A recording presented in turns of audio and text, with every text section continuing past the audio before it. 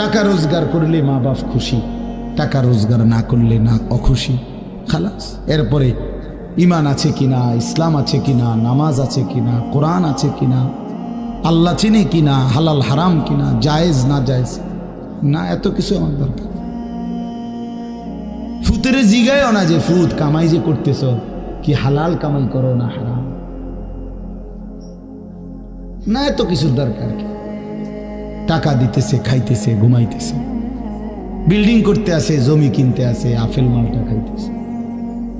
এক ছেলে আমারে নিজে বলছে, আমি সবার ব্যাপারে বলি না, এক ছেলে আমারে নিজে বলছে, হুজুর আমি একটা দেশের নাম বলছে, যেই দেশে আমার কর্মটা ছিল, চলে আসছে ওই দেশ থেকে।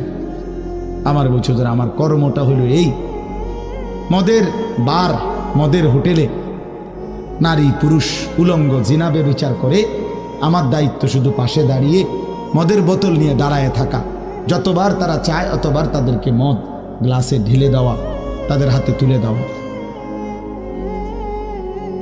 এর বিনিময়ে আমার মাসে বেতন 2 লাখ টাকা।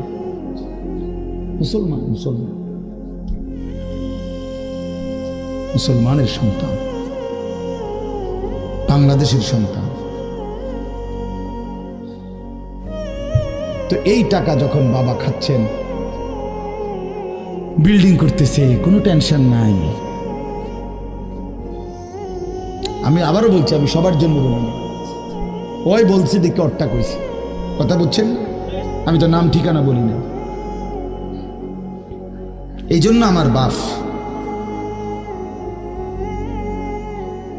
ডাক দিয়েন না, ডাক দিয়েন না, একজনও ডাক দিয়েন না, অসভ্যরে ডাক দিয়েন না। হ্যাঁ হ্যাঁ, ডাক দিবেন কেন? হাইওয়ানকে ডাক দিবেন কেন? শুনেন, আপনারাই শুনেন, এত এত মানুষ শুনতে হবে না, কোনো অসুবিধা নেই, কোনো অসুবিধা নেই। আমি তো এটাই বুঝাইতে চাইতেছি, প্রত্যেকটা মানুষ আজকে মুসলমান, আমরা ঘর দেখায়, ফার্নিচার দেখায়, বিল্ডিং দেখায়, হুজুর দোয়া করেন, ঘরটা করছি, হুজুর দোয়া করেন। কিতা দোয়া করতে হবে না, কিতা দোয়া করতে, বিল্ডিং এর দোয়া কিতা, আবার ইট বালুর লেগে দোয়া করে লাভ কি বেড়া?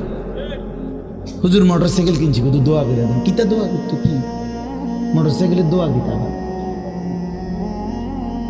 আজীব লাগে না বাস্তব।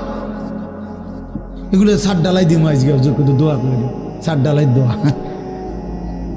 হ্যাঁ, ওটা সার ডালাই করে, ওটার ফুতে মোবাইলে অশ্লীল উলঙ্গ ছবি দেয়। ওটার সন্তান উনি দাঁড়াইয়া রয়েছে মিস্ত্রির সামনে,